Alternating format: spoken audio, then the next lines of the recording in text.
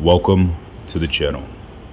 In this video, I will be talking about Mighty Gavel in response to the most recent balance of power that was released today, at least on the making of this video.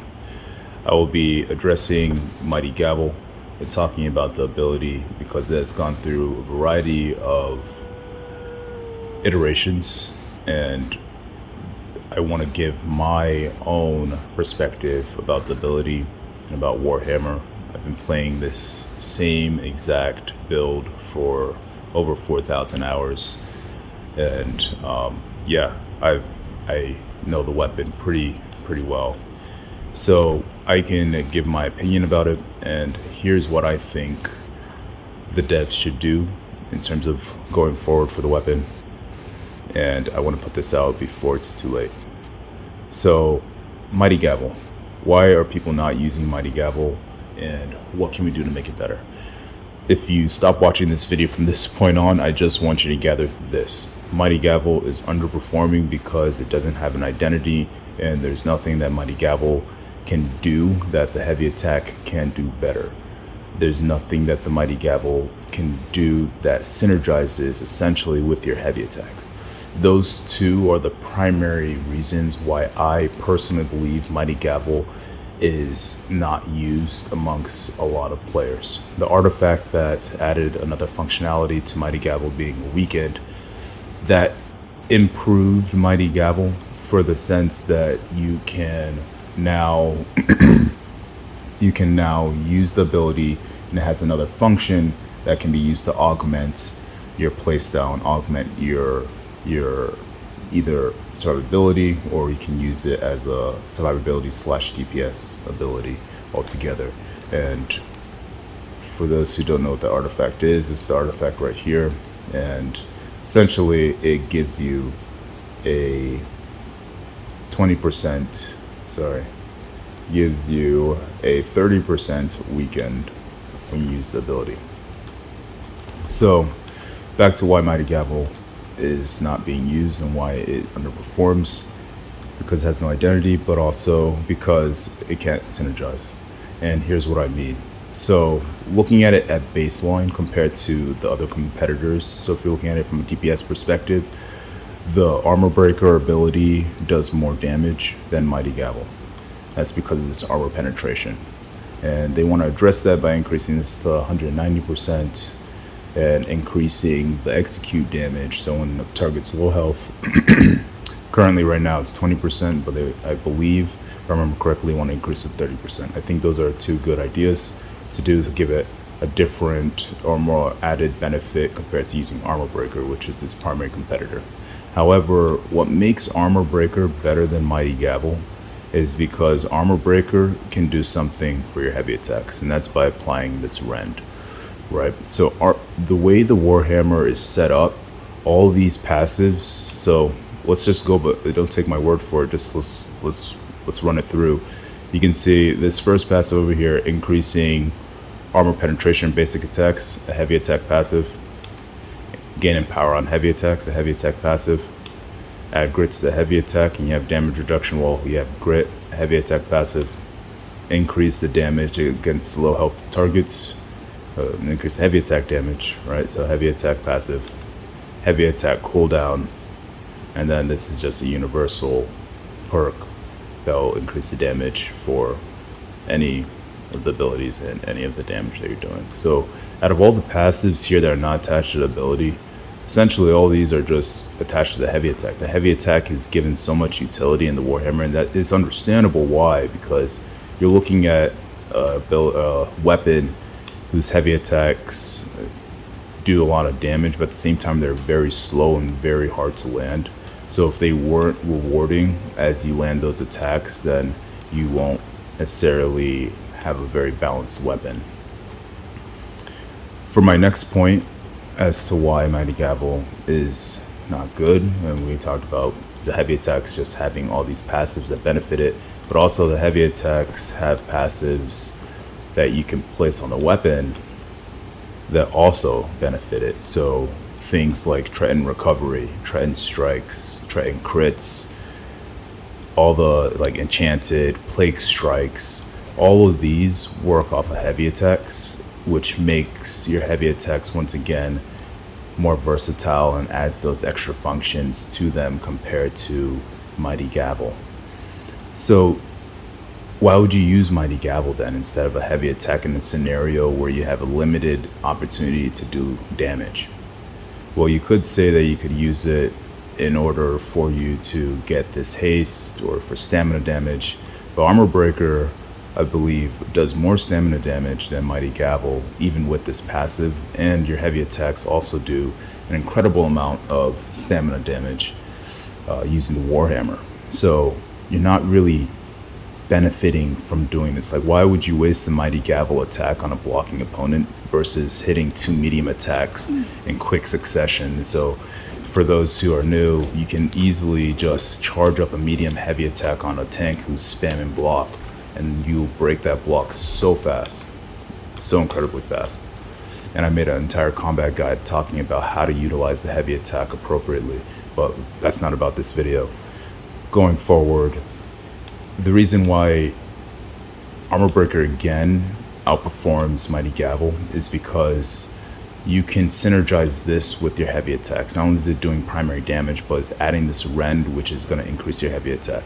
Look at any other ability on this tree too. Look at Wrecking Ball. Wrecking Ball is going to give you this fortify when you use the ability, and so this is right now a buff that you can use that will synergize with your heavy attack. You do a Wrecking Ball into a light attack as well, confirms light attack. So even though it has the low base damage, the fact that it confirms damage means that you're going to not only hit the other player with the light attack, which does decent damage, but you're also going to proc other aspects of the Warhammer ability tree, like this ability that decreases the debuff, that decreases the overall cooldowns when using a light attack on a player, and that synergizes with quick recovery as well. Looking at other abilities too, let's see Clear Out. Using Clear Out, you not only get that heal as well, but Clear Out's main weapon perk is a 25% rend. So not only getting Fortify, which will allow you to do heavy attacks safer, you're adding a rend to that as well, rend to that opponent, which will make your heavy attacks hit harder, and you're healing for it. So Clear Out is obviously objectively better than Mighty Gavel from that standpoint, just looking at it purely from the numbers standpoint. And Clear Out guarantees that light attack, which means that you're guaranteed the 7% cooldown, which means that you're guaranteed even more damage with the 100% weapon damage base and the light attack increased damage base that also has this added function of armor penetration with those basic attacks.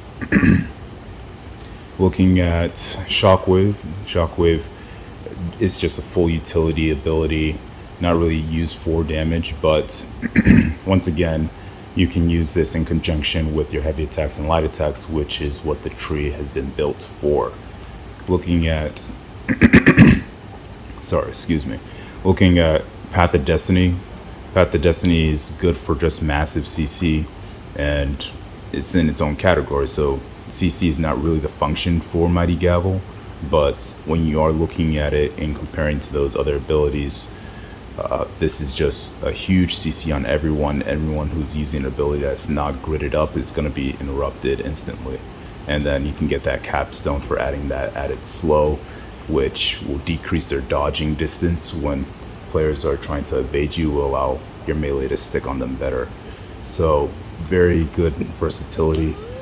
All these abilities add something to your character and add something to your ability to use your heavy attacks and basic attacks better. Mighty Gavel doesn't do any of those. And it's trying to function as a heavy attack but doesn't benefit from any of the heavy attack passives. You waste 2 passives over here. So the haste is a passive that is very short in its duration. So when you're trying to use that haste, it just does not really add much because it's only 3 seconds. And then to add salt to the wound over here, you're looking at this capstone, which adds a very important aspect to using this ability in PvP, being its grit. and you have to work your way through all of these just to get grit on the ability. Let's look at the other abilities and compare the vital aspects of those abilities and or more like how many skill points you need in order to get those. So for Armor Breaker, its grit is its second passive, its third passive is its rend, 3 skill points. For Wrecking Ball, its stagger is at its baseline, its grit is in its baseline, its fortify is 1 skill point down. Clear Out, its knockback and grit is in its baseline, its fortify is 1 skill point down. Shockwave, its stagger, stun, and grit is all within its passive, all within its baseline ability. Added function of Weaken is only 1 skill point down. Same thing with Path of Destiny, added stagger, 1 point down. So what's the general, and all the other passives going forward, like this increases the range of the Wrecking Ball, makes it more versatile, but doesn't add anything that the base ability function is not already doing. Same thing with Shockwave. You can argue that, okay, maybe someone might value the cooldown reduction over the fortifier, regardless, however you want to put it, but the baseline function for Clear Out and strong passives that give it identity and add to its primary function are usually very close, if not already included in the baseline ability. Same thing with Path of Destiny as well. So why is Mighty Gavel suffering from this thing where you got to build the entire tree all the way to the floor just to get grit? And the cooldown reduction that you have over here, I can get it 10 times better using basic attacks, just light, heavy, Clear Out into light, Shockwave into light. I could do anything that any of my abilities, if I have this exhaust, is going to instantly proc this 7%. Heavy attacks, this is also an AoE where you hit multiple people, you're also getting multiple of that. And this is just only once per attack. Like, it doesn't make much sense from that standpoint. And what else can I go? Yeah, even if you put all this aside, one of the primary reasons that Mighty Gavel also feels very bad to use in PvP is because it just simply locks you into this animation that doesn't allow you to flow. And let's see if I can sort of show that over here, because it's easier to show than when you've been using the weapon for a long time. You begin to feel that.